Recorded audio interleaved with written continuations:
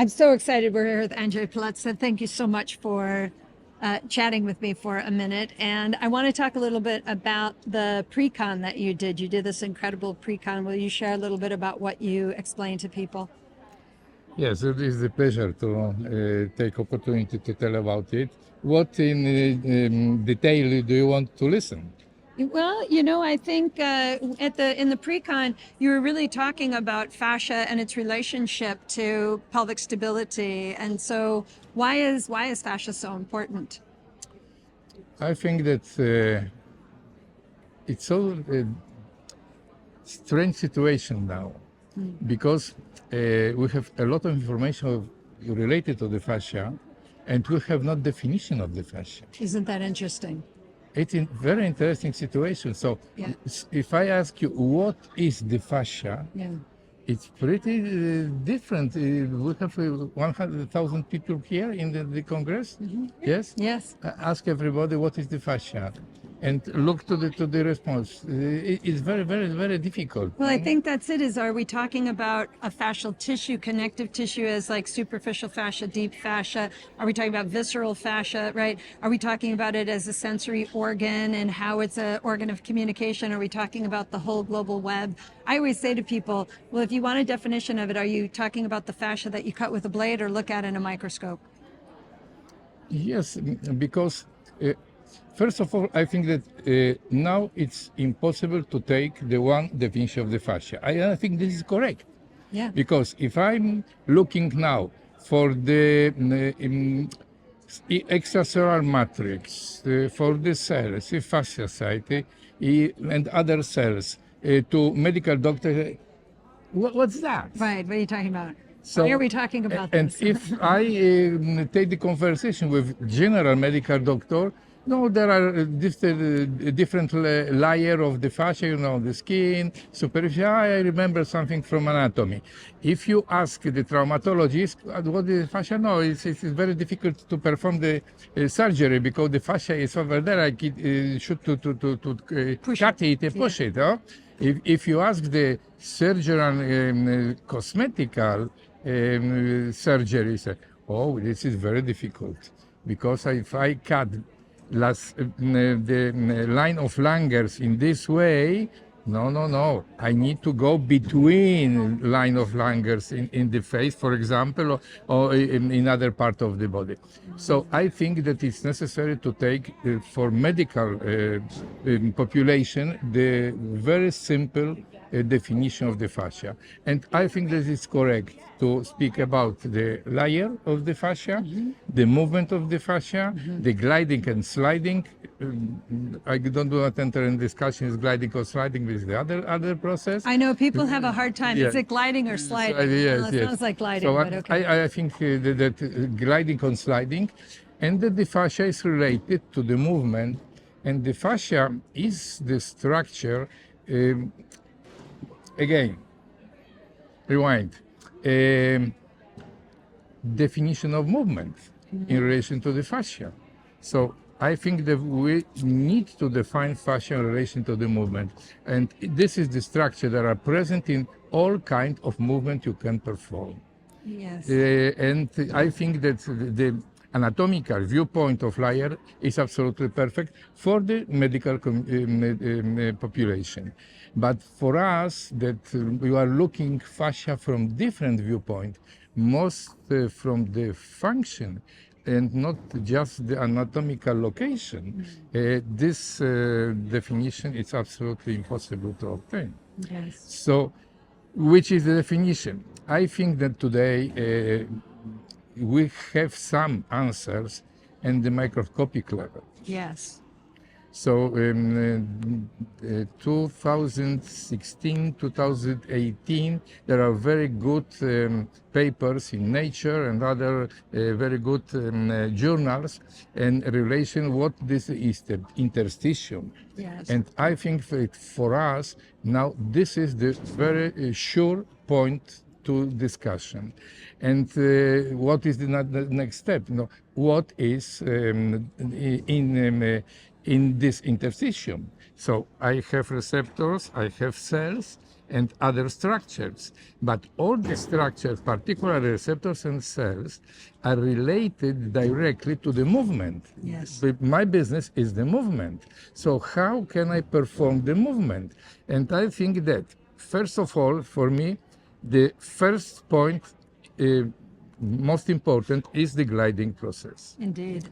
The second point is mechanoreception, because we have big quantity of good information about the receptors. And the last one is mechanotransduction. So if 2-3 years ago it was, wow, we have those fasciocytes and other myofibroblasts, fibroblasts, and so on, so on, so on. Cells, communication between cells. Perfect. It was very, very nice situation. But today we go, and what happened inside the cell? Oh, of course, I have microtubules, I have other structures inside the cells. But now is how is the communication between cells and between the extracellular matrix with the interior part of the cell. So I have a membrane, I have the integrin. Integrin is mechanosensible structure, perfect. But who is the key to the integrin, close or open? We have piezo's. And now we have piezo's from, we know about piezo something from 2010, but the Nobel Prize was in 2021. To Patapoutian in relation to piezo's. And this is absolutely different discussion, because of piezo's open and close the bowel or change your heart rate, and they are present in any structure, anatomical structure in the body. So control absolutely all kind of activity, my breathing, my movement, again the level of the pressure of blood, and so on and so on. So if I put my hand over the patient body, who am I talking to? This is, I'm looking, piezo's, where are you? Yes. They are here. Yes. So I think that the quantity, quality of the extracellular matrix and biomechanical, to tell one word to answer you, inside the extracellular matrix, in relation to the cells, in relation to the receptors, this is the answer. And now, if I'm looking to the breathing, if I'm looking to the pelvic floor, for example, it's the same situation, but a bit of processes, they are real, or similar or exactly equal. Yeah. So if I have the information from the microscopic structure of the fascia, I can discuss the behavior of the fascia in any part of the body. It makes so much sense. And, just so you guys, if you're hearing this, when you're saying piezo, like when people talk about piezoelectricity, No, right? different, So absolutely. will you just make sure, because I'm sure that there are people who might be hearing this it's and they're going, different. oh, I know what he's saying. So explain a little bit. There's a protein. There are inside the integrin, inside the cell membrane, and their structure are mechanosensitive. This is the problem. This is my problem, because I work with my hand with the movement. So again, I'm looking to the piezo's. The piezo are present in absolutely any part of the body. Yeah. Any part of the body. And there are last year we are 25 years, and no, at the end of the 2024 there are 4 or 5 excellent papers related to that. What kind of illness, what kind of dysfunction are related to the piezo? So if you look to the whole observation, all kind of activity from your body are related to the piezo. For example, the changes, and again, communication, brain and other part of the body, interstitial structure, breathing structure, and so on. Baroreceptors related to the piezo. So, for example, unwinding. Yes. Unwinding is, in my opinion, is the process of mechanotransduction. Yeah. There are changes, the electrical, electronical, chemical, and mechanical, all together. All together. That's it. So I think that from this viewpoint, los piezo, there are sensors of our life, or quality of our life. So if I'm nervous now with you, because my English, my saturation is now different. If you put here, my pulse is 120, 25, and so on, so on, so Doing on. amazing. You're doing great. So I would like to control my pieces. So no, go on, no problem.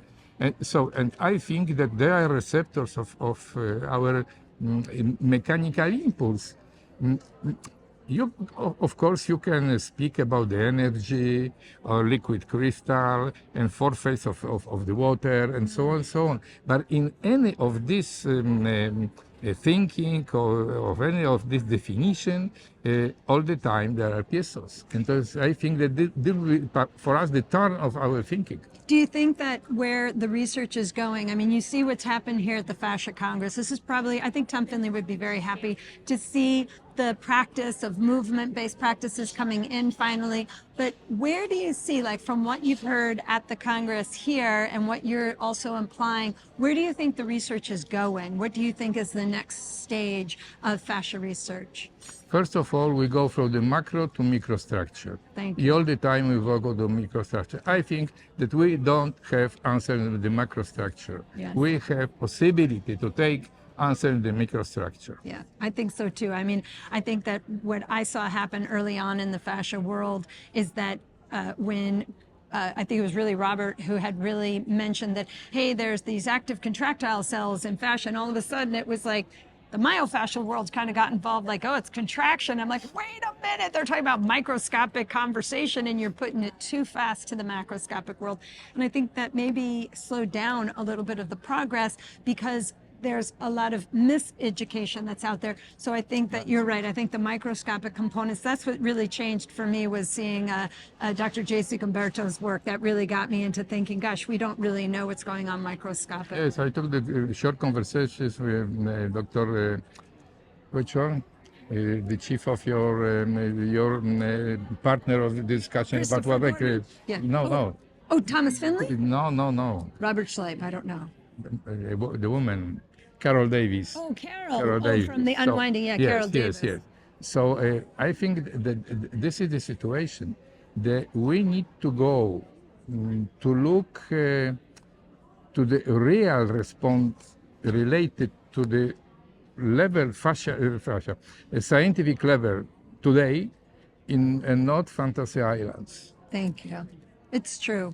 I think that that's the thing. We really need to bring more science to this world. And I hope that as we continue this, we'll have 6,000 people here really making the waves to share this research that's been going on now for over 25 years. I feel like we're just at the beginning because of where technology is allowing us to get to. I think there's more microscopic evidence that I think will transform this industry. We have here in this conference a lot of very young persons. Yes.